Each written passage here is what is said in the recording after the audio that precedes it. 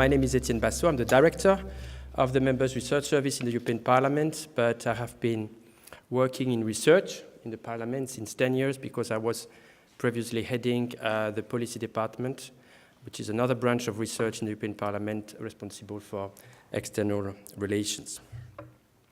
As Raffaele said, the topic of this afternoon is very broad. Karin and Gunnar have covered quite a lot of ground.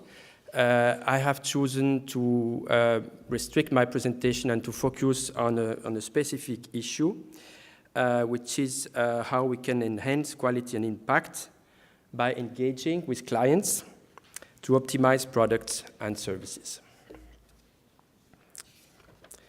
And I will split my presentation in 3 parts. First part, I will give you, we're talking about products and services, give you a rapid overview of products and services, main clusters of products and services that we have in my responsibility, which is the Members Research Service. So it's not all EPRS, I give the precision. And how is that also, it has also evolved since the creation of EPRS about 4 years ago. Then I will look at how we engage with clients. And finally, I have tried to put together lessons that I have learned in these 3.5 years, and that might be interesting questions to discuss together and to share with you.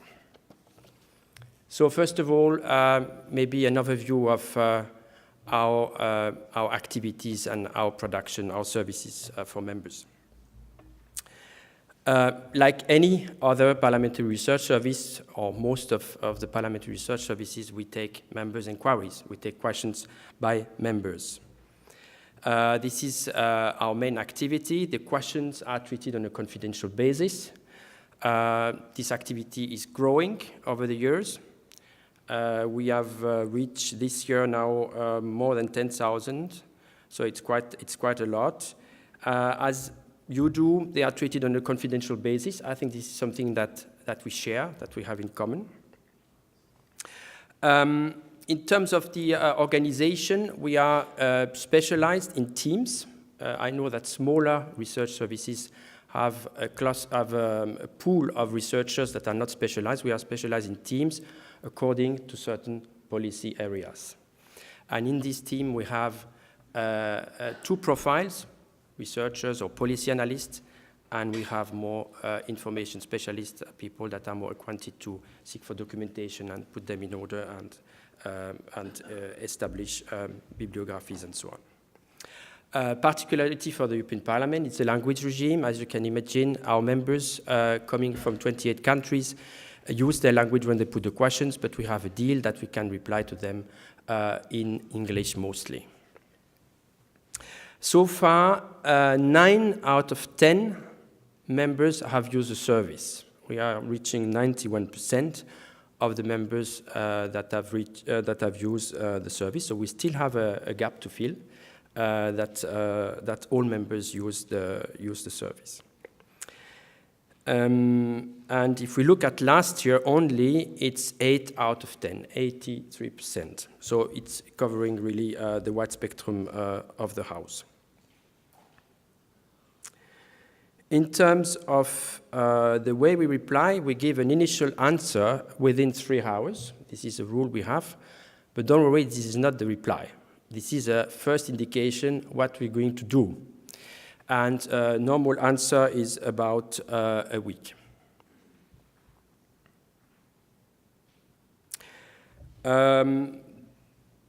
Important development that has happened during the years is also diversifying the service in something that we call the in-person briefings. So we offer to the members to brief them in their office at request. So it's something that is new, that's a bit challenging for staff because you are in the office of the member, but it's also very rewarding because you touch the client, so to say. So it's a very interesting experience. But this is something that still has to grow in our experience. I move now to the second main activity that we have. You can call it the push activity. It's a proactive products or the publications.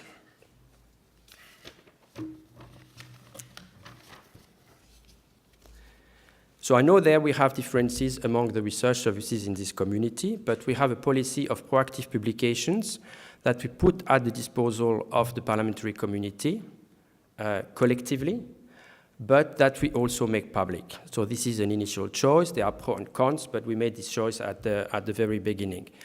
For us, it has had some advantages. First advantage is that we make ourselves part on a wider community of knowledge and academia and think tank, and this is a positioning in this community.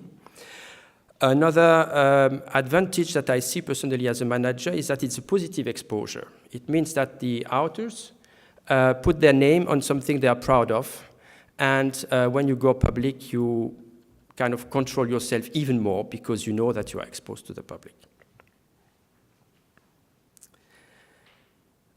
We have principles for these publications. I don't go into details, but of course they have to be non-partisan, they have to be objective. All the issues that we discussed in the first round, also that Karin and Gunnar touch upon in their presentations.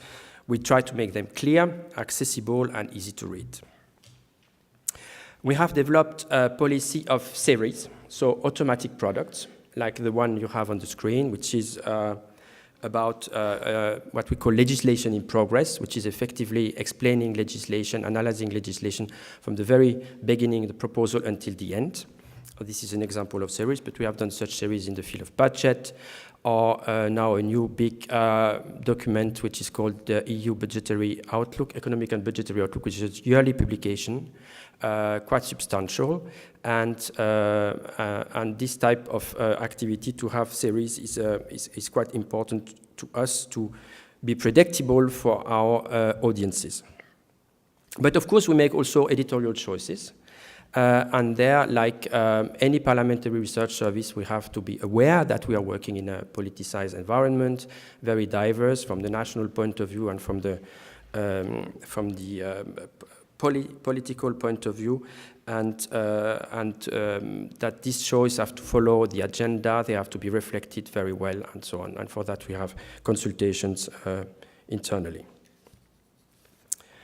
I move now to three types of innovation, new products that we have put, let's say, on the market recently, just to give examples of what we can do additionally to enlarge our range of products. The first, which is on the bottom on the right, of course, you don't see the full interest of the product because it's an animated infographic. The interesting thing is to go on the internet and to click on it and to see how we have presented the result of our analysis on circular economy or on trade flows in an animated way. It's not a communication product, it's a research product presented in a different way. They are super successful, but they demand a lot of work. A lot of work, manpower in terms of presenting the data, so knowledge of infographic, technical knowledge, but also content. Because if you have a graphic about trade flows, you have to be very accurate about the sources, you have to research a lot. Another example, which is on the top, it's a website that we have launched about 6 months ago to track the legislation at each stage of the procedure, which we call the legislative trains. Again, it's a tool. This is a bit like a game train, but you can track all EU legislation going on. It's playful first. It's interesting. It's reliable, but it also gives a picture of what's going on globally. So we bring this data together. We can say the current Commission has made that many proposals, that percentage of proposals, and the institutions collectively have delivered that percentage of these proposals. So it's very much quantifying the proposal along policy lines. So this is a second product. Again, here you don't see the full benefit of it because it's an animated application. And then you see on the bottom, on the left, a new product that is being developed. It's not yet there where we want to be. It's the map of France with regions, and we aim at putting at the disposal of the members and more widely the public data and information about activity of the European Union in the different regions and localities of the EU for all the countries. So it's a very ambitious project that is going to take us to keep us busy for the next months. Equally, we're doing to do a similar type of products for social groups, what we call social groups, let's say doctors, let's say hunters, whatever, what the EU is doing. So it's going to be a big database. I just wanted to give these examples of 3 new products that as a research service we can also put at the disposal of the parliamentary community and, in this case, the wider public. I move to my second part of the publication, which is about clients and how we deal with clients and how we make sure that we adjust the products to the client needs. The first aspect is that we have created a client needs team. It's nice to say a team because the colleague doing it is actually on his own, but he's working on his own on this, but he has groups, concentric groups of colleagues that are analysts or that are doing other things, but that come together with him to present the work of the EPRS to the members of the parliament. So these colleagues are trained, they work together, sometimes they are analysts in a certain domain, and they go basically to present to the clients the work that we do. They have a specific mandate and a detailed, regularly updated action plan. And they are very systematic and proactive in their approach. So how does it happen? A member has put an inquiry, is interested in what we're doing. We have responded, but they say they want to know more. So we offer them to go to their office and to present the services in general and also other things than the one that they asked. Very interesting activity. Gunnar, you mentioned that you have regularly your dialogue with political groups to prepare your work, and this client work, we do it also for the political clusters, which are a bit different with us because it's sometimes national delegations or the larger groups, but this is also an offer that we have with them to hear from them what are their needs. Parliamentary assistance. There is no difference between a member and a parliamentary assistant in a way, because the parliamentary assistant are the first user, and we work very closely with them. In the parliament, members have assistants, growing number of assistants, more qualified assistants, and it's like a small cabinet, if you like, and we work with them, we engage with them, and we have a good relation.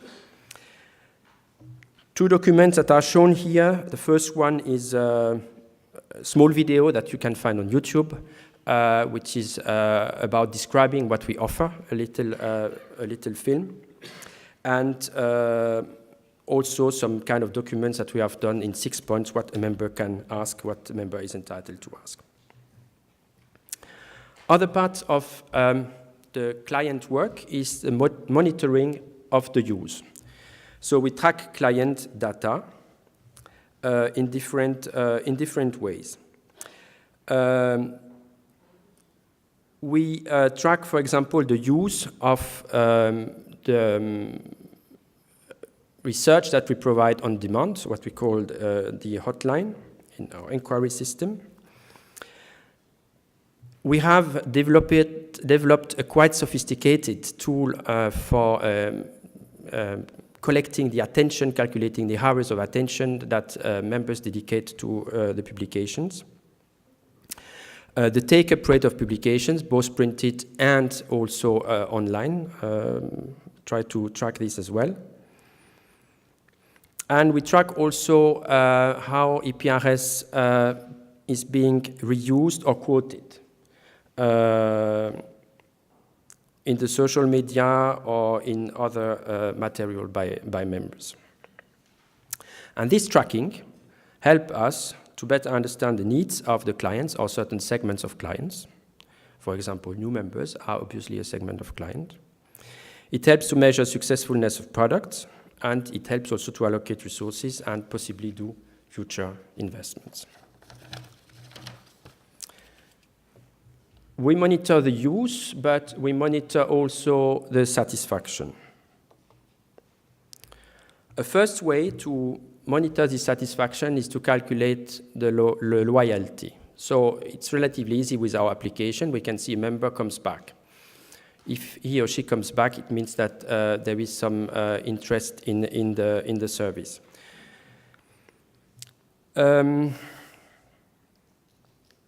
We have also designed our inquiry management system in a way that we can adjust the service.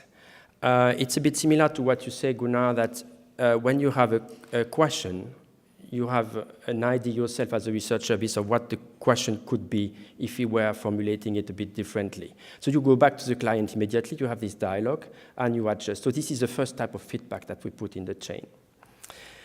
But we have also a feedback at the end of an individual inquiry. And as you can see, the little diagram on the right, the client can say that he or she approves the answer or reject. They don't reject so often, but they have the possibility to do so. And they can also put like words for feedback, which is also very valuable. I think that emotional feedback is important. If you go in the parliament, you are in a corridor, or an analyst go in the corridor and you meet someone, oh, where are you working? Oh, I'm working there. Oh, interesting, I read that product. So I think it's a very important tool to know what a member, what she or he think about the product. And we have to be aware about this emotional feedback.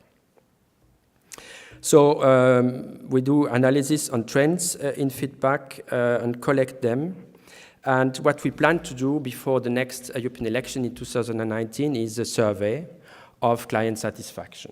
The Congressional Research Service in the US, they have done such a survey, I think, last year.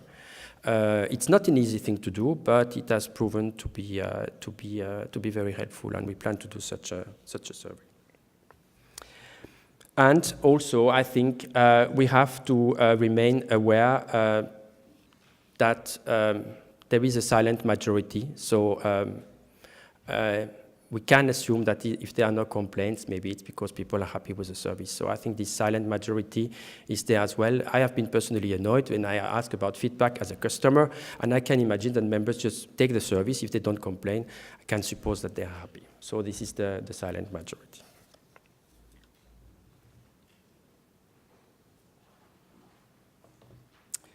I move now to my last point, the last issues I wanted to discuss with you, also to kick off our discussion. As I said, we have learned things that are valid for us in these last years, but that may be good questions, good common issues to discuss together. A first point, I think, is we are often trapped in our activities. We produce and produce. It's like a chain. I said 10,000 inquiries and so on, requests, plenary, and so on and so on. I think it's good to sometimes take the time to sit down and to think about what we do and to reflect collectively with the authors, with the middle managers, and so on. It has proven to be good. I think it's interesting to make it collective, to make it a collective process, not only a managerial process. And I think it can lead to innovation. So I think this time to reflect is important. As parliamentary administrations, we're lucky because we have the parliamentary recess. Every 4 or 5 years, we have a bit of time where there is less activities. Members go to their campaigning, and we have some months even where we can take benefit to reflect and to reform sometimes the product. Then, of course, Karin and Gunnar said it, the process of getting feedback or engaging in dialogue is to adjust the product. So one could say there is a cycle, there is a product, there is a feedback, and then we put this feedback in the cycle and make the product better. But I think personally that clients' expectations are not the only drivers. And we should keep also some kind of autonomy. If I ask you, what does a member want most? It's probably a short text, 5 bullet points on half a page, and that's it. In many cases, maybe not all, but in many cases. But I think for a research service to be credible in the research community, you need also to have longer papers also. You need to have maybe different approaches and so on. So it's an indicator, but we should also remain this ability to keep this ability to reflect and to develop other products.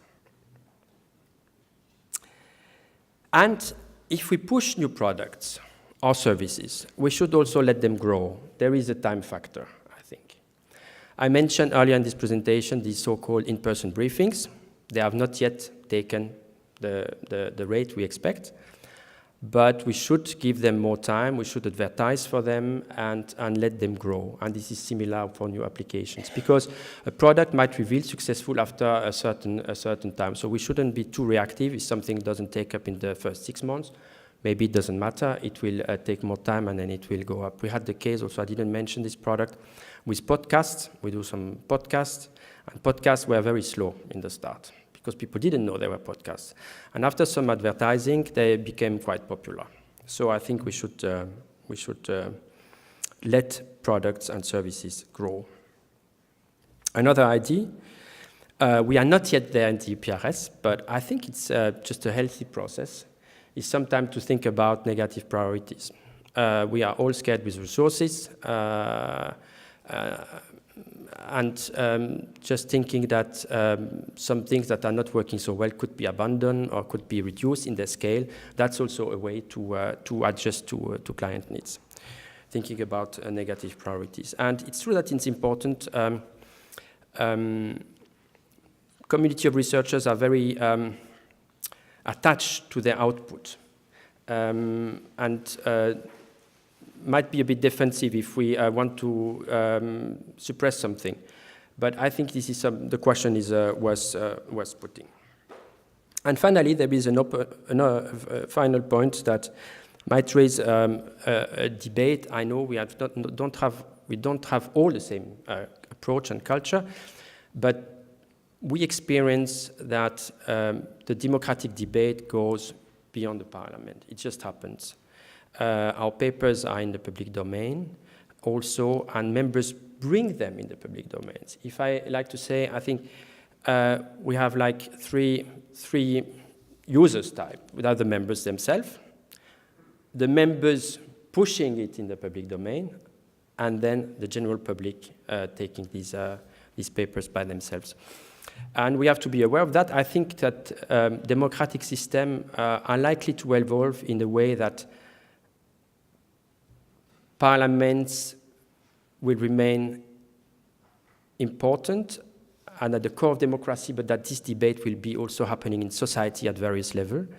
And that if we like it or not, it will happen that as research service, our production, our services will be also watched by the public. So this is something that I'm not closing, I'm just opening an issue. I think this is something that we have to have in mind as an important trend, as an important evolution. So thank you very much for listening, and I'm happy to discuss with you and take questions for the discussion. Thank you.